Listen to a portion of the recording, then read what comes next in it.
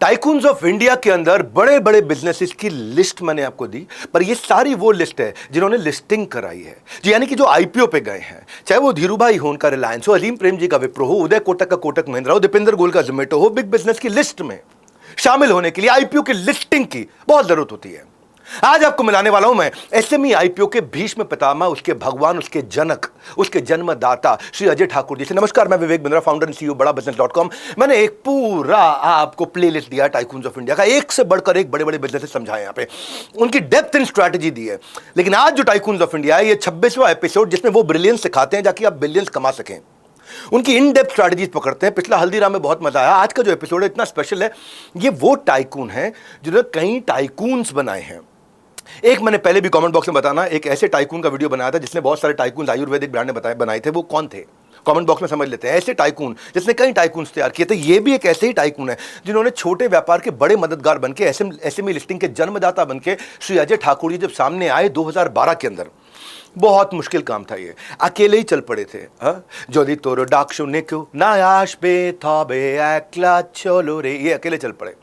और इन्होंने आके सरकार की तरफ से एसएमई लिस्टिंग का प्लेटफॉर्म, यानी कि भीष्म पितामह, यानी कि जनक बोल रहा हूं, यानी कि जन्मदाता बोल रहा हूं, इतनी पॉपुलैरिटी बढ़ गई कि 2023-24 तक आते आते अब हजारों लाखों करोड़ का मार्केट कैप बिल्ड हो चुका है।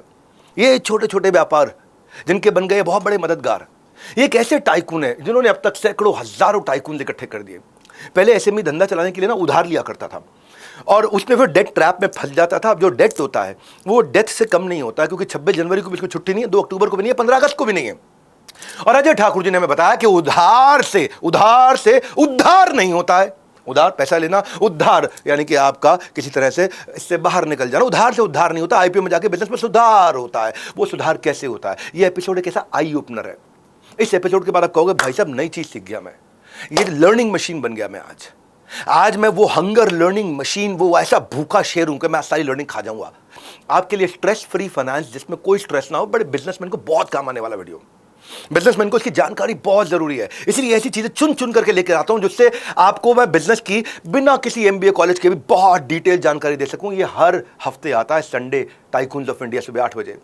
क्यों जाना है एसएमई आईपीओ में, कौन जा सकता है, कब जा सकता है, क्या तैयारी करनी है, मर्चेंट बैंकर क्या है, इस वीडियो के अंदर सारे जवाब मिलने वाले। एसएमई आईपीओ की एक ऐसी मास्टर क्लास मैं आपको दे रहा हूं आज टाइकून्स ऑफ इंडिया की। मास्टर क्लास से याद आया, मेरी भी एक मास्टर क्लास होती है, लीडरशिप फनल।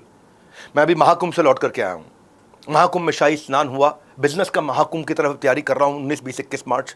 वो था त्रिवेणी का महाकुंभ, अब हम करेंगे बिजनेस का महाकुंभ 19, 20, 21 मार्च। और उस महाकुंभ में भी बहुत भीड़ थी, इस महाकुंभ में भी बहुत भीड़ है, लेकिन जिसने पहले सीट रिजर्व करा ली उसमें, उस महाकुंभ में पुण्य की डुबकी है, यहां प्रॉफिटेबिलिटी और स्केलेबिलिटी की डुबकी है, और वो डुबकी पक्की है आपकी। एलएफपी की क्लास से पहले, लीडरशिप फनल प्रोग्राम की क्लास से पहले आज देखते हैं अजय ठाकुर जी, आज के हमारे वो टाइकून जिन्होंने पैदा किए सैकड़ों हजारों देश के टाइकून। मिलते हैं श्री अजय ठाकुर जी से। आप सभी लोगों को बहुत बहुत नमस्कार। अच्छा, आप लोग में से कितने लोग जो हैं प्रमोटर्स हैं, बिजनेसमैन हैं? सब लोग हैं। एसएमई प्लेटफॉर्म की शुरुआत करने का कारण क्या था? हमने ये देखा एज ए रेगुलेटर, जब हम किसी चीज़ में काम करते हैं तो हमने ये देखा, कभी भी अगर स्टॉक एक्सचेंज में कोई गलत काम हो जाता है, कोई प्रमोटर इन्वेस्टर्स का पैसा डुबा देता है या पैसे का डाइवर्जन करता है, तो हमने एसएमई प्लेटफॉर्म की शुरुआत इसलिए की थी क्योंकि हमें ये पता था कि अगर इस देश को सशक्त करना है तो हमें इस देश के लघु और मध्यम उद्योगों को सशक्त करना पड़ेगा। और हमने ये देखा जो लघु और मध्यम उद्योग हैं वो कैसे बनते हैं।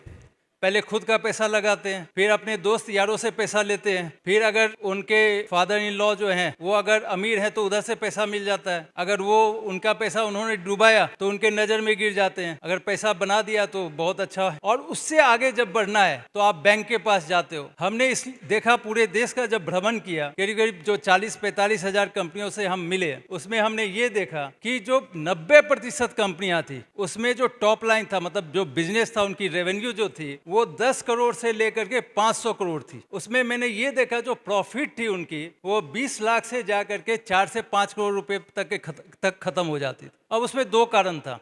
एक कारण था कि कुछ कंपनियों से जब हमने बात किया तो उन्होंने बोला सर एक्चुअल प्रॉफिट तो इतना है, बुक्स पे हम कम दिखाते हैं। एक ये कारण था। और दूसरा कारण उन्होंने जो देख के बैलेंस शीट ऐसा लगा कि उन्होंने काफी ज्यादा लोन ले लिया है और कभी कभी ऐसा लगता था कि वो कंपनी को बड़ा बनाने से ज्यादा इस बात पे ध्यान दे रहा है कि हर मंथ जो है कर्ज कैसे चुकाया जाए। तो बहुत ज्यादा कर्ज लेके रखा हुआ था। हमें ये लगा कि अगर हम उनको इक्विटी फंडिंग दिला सके मार्केट से तो इनका विकास भी होगा, इनका ग्रोथ भी होगा। और अगर इनका ग्रोथ होगा तो देश की जीडीपी बढ़ेगी, देश में एम्प्लॉयमेंट जनरेट होगा, परचेजिंग पावर लोगों की बढ़ेगी और इस देश का समृद्ध विकास हो सकता है। हम 2-4 कंपनियां 5 कंपनी को बड़ा बनाने से कुछ नहीं हो सकता है। इक्विटेबल ग्रोथ करना है तो हमें लघु और मध्यम उद्योगों को आगे बढ़ाना पड़ेगा। और इसलिए 2010 में एसएमई प्लेटफॉर्म की सबसे पहले बार परिकल्पना की गई। सेबी को बोला गया कि आप इसके लिए गाइडलाइन लेके आएं और सेबी ने 10 मई 2010 को इसके ऊपर एसएमई प्लेटफॉर्म के ऊपर गाइडलाइंस लाया और स्टॉक एक्सचेंजेस को बोला कि आप एसएमई प्लेटफॉर्म की शुरुआत करो। 2010 में मुझे एसएमई प्लेटफॉर्म दे दिया गया। अब मैं पूरे देश में खोजना स्टार्ट किया कि कोई मर्चेंट बैंकर मिले जो ये एसएमई प्लेटफॉर्म पे आके काम कर सके, कोई प्रमोटर आए जो लिस्टिंग के लिए एग्री हो। और बड़ी मुश्किल से हमें एक मर्चेंट बैंकर मिला जो नया मर्चेंट बैंकर था और हमने एक कंपनी लाई और अंततोगत्वा 13 मार्च 2012 को हमने पहली एसएमई कंपनी लिस्ट की एसएमई प्लेटफॉर्म पे। अब इसके नियम जो थे इसको काफी आसान किए गए। जो मेन बोर्ड में कंपनियां थी उससे रेस्पेक्ट में जो गाइडलाइंस थे एसएमई प्लेटफॉर्म के वो काफी सिंपल रखे गए। ये कहा गया कि अगर आपकी कंपनी का पेड अप कैपिटल 10 करोड़ के नीचे है तो आपको अपनी कंपनी को एसएमई प्लेटफॉर्म पे ही लिस्टिंग करना है। अगर आपका पेड अप कैपिटल 10 करोड़ से 25 करोड़ के बीच में है तो आपके पास चॉइस है या ऑप्शन है, आप एसएमई प्लेटफॉर्म पे भी लिस्ट हो सकते हैं, आप मेन बोर्ड पे भी लिस्ट हो सकते हैं। और अगर 25 करोड़ के ऊपर की आपकी पेड अप कैपिटल है तो आप मेन बोर्ड पे ही लिस्ट हो सकते हैं, एसएमई बोर्ड पे नहीं लिस्ट हो सकते। इसके अलावा और भी 4-5 गाइडलाइन जो थी वो स्टॉक एक्सचेंजेस की तरफ से लाई गई। कंपनी की नेटवर्थ मिनिमम 3 करोड़ की होनी चाहिए, नेट टेंजिबल एसेट जो है मिनिमम 3 करोड़ का होना चाहिए, कंपनी पिछले 2 साल में कंपनी में प्रॉफिट होनी चाहिए और कंपनी का जो कैश फ्लो है वो पॉजिटिव होना चाहिए। अगर ये 5 चीज आपकी कंपनी में है तो आपकी कंपनी एसएमई प्लेटफॉर्म पर लिस्ट हो सकती है।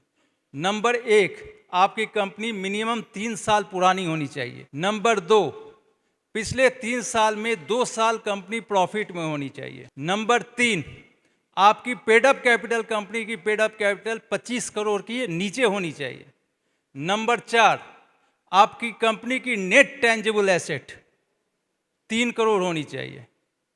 नंबर 5, आपकी कंपनी की नेटवर्थ 3 करोड़ होनी चाहिए। नेटवर्थ मतलब paid up capital plus reserve and surplus.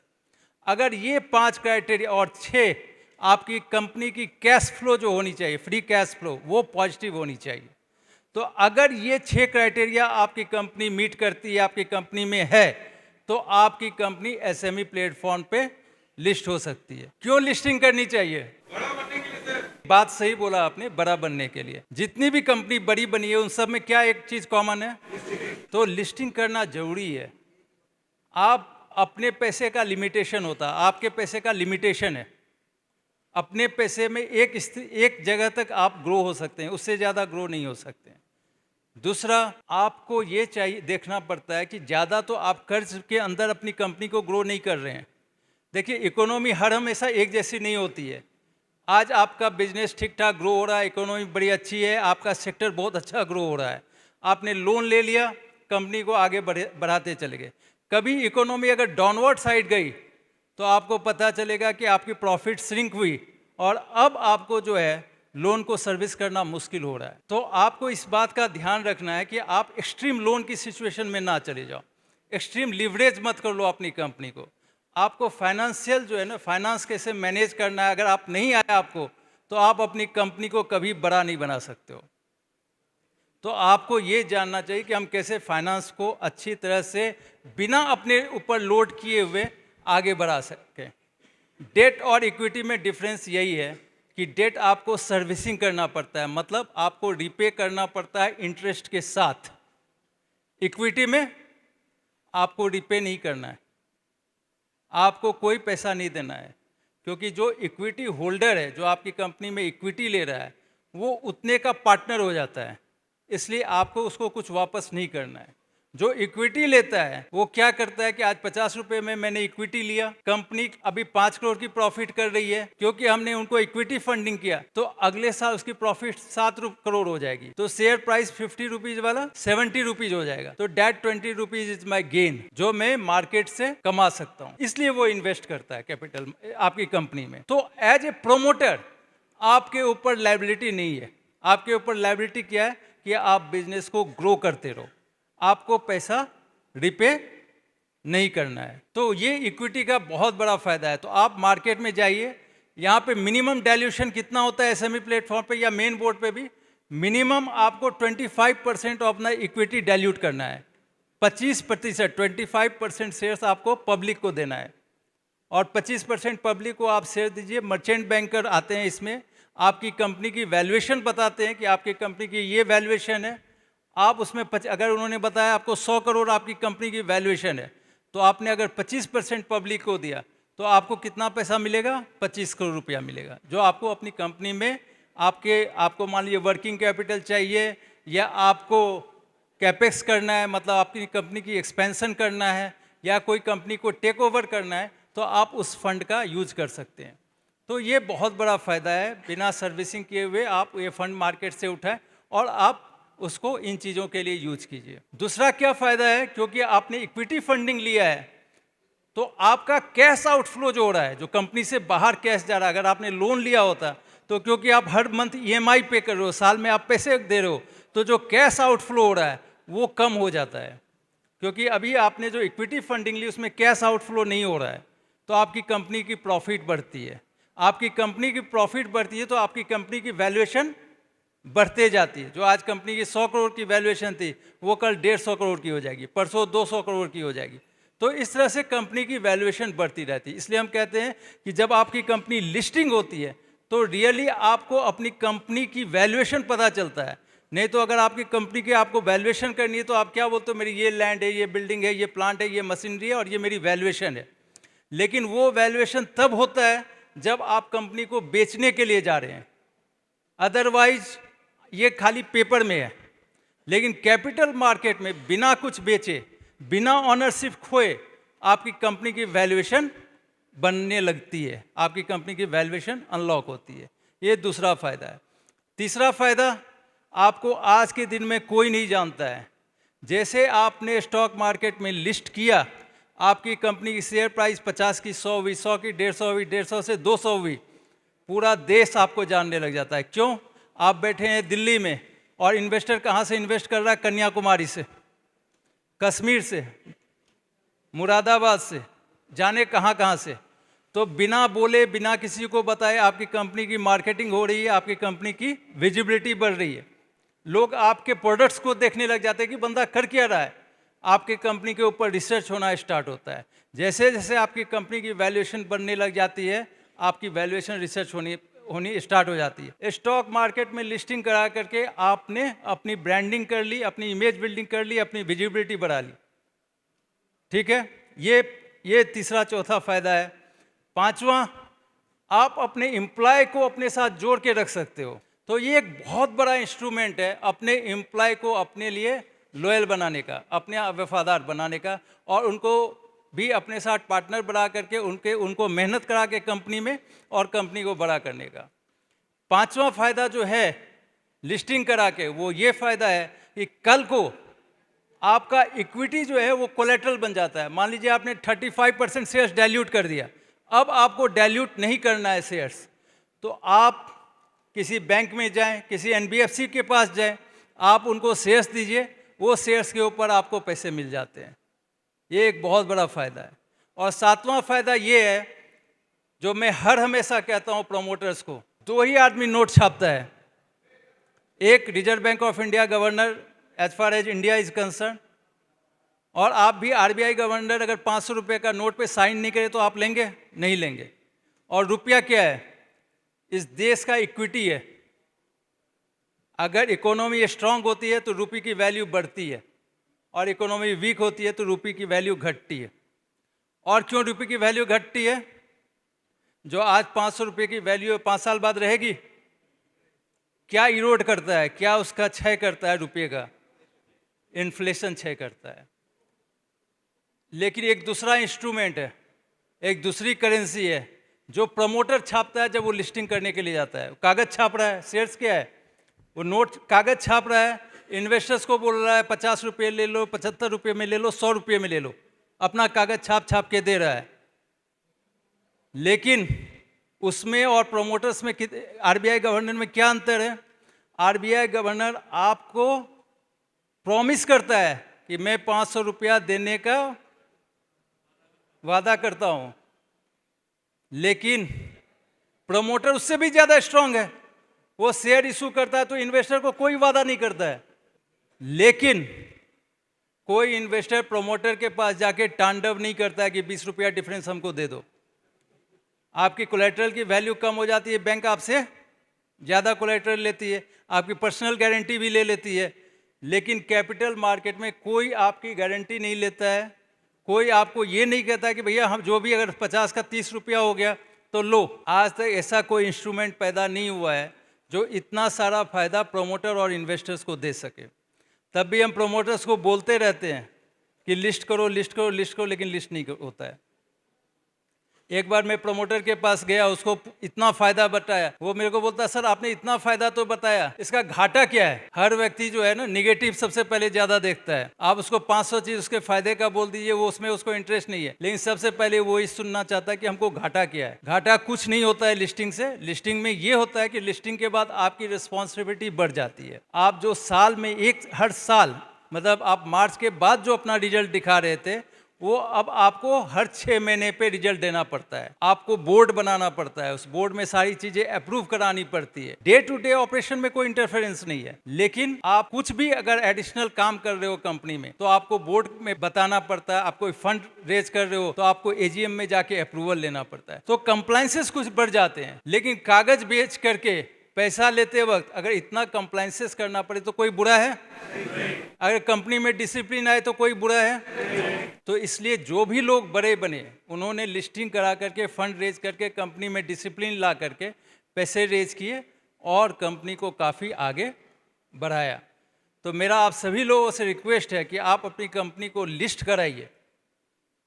List कराएंगे कि नहीं कराएंगे? जो बात मैंने कहा वो अच्छा लगा?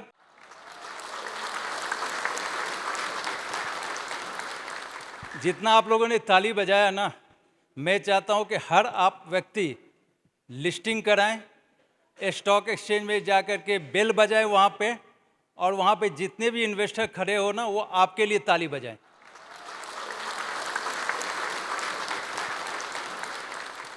हमने एक कंपनी 2015 में लिस्ट कराई थी, उसका टर्नओवर 10 करोड़ था। मैं उस दिन एक कैनरा बैंक का इवेंट था, उसमें स्पीच दे रहा था। तो उस दिन 5 प्रमोटर मेरा स्पीच खत्म होने के बाद 5 प्रमोटर मेरे पास आए दौड़ते दौड़ते, और उन्होंने बोला हमको लिस्ट कराना है। उस 5 प्रमोटर में से 4 प्रमोटर की टर्नओवर जो थी वो 50 करोड़ के ऊपर थी। एक जो उसमें था बंदा, उसका टर्नओवर मेरे ख्याल से 7 या 8 करोड़ था और प्रॉफिट 40 से 50 लाख था। तो मुझे डर लग गया कि ये क्या लिस्टिंग कराएगा इतना कम टर्नओवर का है। मैंने उन 4 पे फोकस किया जिनका टर्नओवर 50 करोड़ के ऊपर था, और उन चारों से मैं 2-3 बार मिला, लेकिन वो चारों ने लिस्ट नहीं करवाया। वो जो 7-8 करोड़ का टर्नओवर वाला था, उसको मैंने सोचा कि रात में स्पीच हुआ है, इसको दूसरे दिन 11 बजे बुलाते हैं, रात का खुमार चला जाएगा, मेरा भाषण भी खत्म हो जाएगा, तालियां की खनखनाहट खत्म हो जाएगी, भूल जाएगा। लेकिन वो बंदा दूसरे दिन 11 बजे मेरे केबिन के बाहर था, और उसी दिन फिर से मैंने उसको समझाया, और उसने बोला मुझे लिस्ट करना है। मैंने उसको बोला लिस्टिंग का कॉस्ट इतना आएगा। मैंने सोचा कि अभी भी वो भाग जाएगा, लेकिन वो बंदे ने लिस्टिंग कराया। इस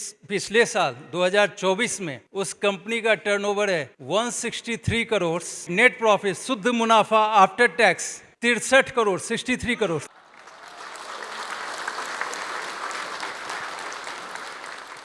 जो इन्वेस्टर उसको पैसा देना नहीं चाह रहा था, आज बैग में सूटकेस में पैसे भर भर के उसके पीछे भाग रहा है कि मेरा पैसा ले लो। तो मेरा इस तरह की बहुत सारी एग्जाम्पल्स है। हमने बिहार से एक कंपनी लिस्ट कराई थी, आदित्य विजन, 16 रुपये की शेयर्स थे, आज 4000 रुपये का हो गया, 4000 या 5000 रुपये का हो गया। INA सोलार जयपुर की कंपनी, उसको हमने लिस्ट कराया 60 रुपये में, आज उसकी शेयर प्राइस 3000 रुपये है। मतलब ऐसे इतने सारे एग्जाम्पल्स हैं, आपको मैं बता नहीं सकता हूँ। आज 4,30,000 करोड़ का मार्केट हो गया। और इतने साल स्टॉक एक्सचेंज में मैंने बीएसई में 27.5 साल काम किया। मुझे लगा कि एसएमई प्लेटफॉर्म अब पूरी तरह से विकसित हो गया, दोनों स्टॉक एक्सचेंज विकसित हो गए। तो मैंने सोचा कि अब मैं स्टॉक एक्सचेंज के साथ रहूं, ये प्लेटफॉर्म इकोसिस्टम इतना बड़ा हो गया, शायद मेरे पास अब इतना टाइम नहीं बचा है कि मैं और कोई इकोसिस्टम डेवलप कर सकूं। तो 13 मार्च 2024 को मैंने अपना रेजिग्नेशन बीएसई में डाल दिया और जून 2024 को मैंने बीएसई छोड़ दिया। और अक्टूबर 2024 को मैंने अपना बुक लॉन्च किया, unleashing of India SME platform. It was my journey. मैं कोई ऐसा ऑथर नहीं हूँ, मैं कोई किताब लिखता नहीं हूँ, लेकिन पहली बार सोचा कि मैं ये बुक लॉन्च कर दूँ, आपको सब जगह पे मिल जाएगा। मैं मार्केटिंग नहीं कर रहा हूँ, बट आपको एक जर्नी मिल जाएगी, शायद आपको भी लगेगा कि ये आपकी जर्नी है। मैंने उसको इस तरह से लिखा और ख़ुद लिखा था। आप भी पढ़ेंगे ना तो आपको लगेगा कि अगर इस व्यक्ति ने कर दिया तो मैं भी कर सकता हूँ। तो आप एक बार पढ़ लीजिए, unleashing of India SME platform by Ajay Thakur. मैं रिक्वेस्ट करना चाहूँगा, और काफ़ी मेहनत की है, अभी भी मेहनत कर रहा हूँ, कि आप लोग सब जुड़े। कभी भी आपको हमारी ज़रूरत होगी, हम आपके साथ खड़े हैं, हर हमेशा खड़े रहेंगे। आपके विकास में, आपके ग्रोथ में ही इस देश का भी विकास निहित है। और नहीं तो ये 145-150 करोड़ की जनसंख्या की कंट्री है। अगर हम इस देश में व्यापारियों का फ़ायदा नहीं करेंगे तो रोज़गार उत्पन्न नहीं होगा, रोज़गार उत्पन्न नहीं होगा तो चोरी डकैती होगी, अराजकता फैलेगा। तो यही हमारा कारण है कि हम चाहते हैं कि यहाँ के व्यवसायी जो हैं वो काफ़ी धनी हो। हमारे लिए तो व्यवसायी भगवान है और हमारे लिए उनका बिजनेस ही मंदिर है। तो इसके लिए मैं उनके फ़ायदे के लिए जो हो सकता है करता हूँ। और आपको कभी भी हमारी ज़रूरत हो तो आप ज़रूर बिना संकोच के इनसे आप नंबर ले सकते हैं, और हम आपके सपोर्ट के लिए, आपके विकास के लिए जो भी होगा करेंगे। बहुत बहुत धन्यवाद। Thank you.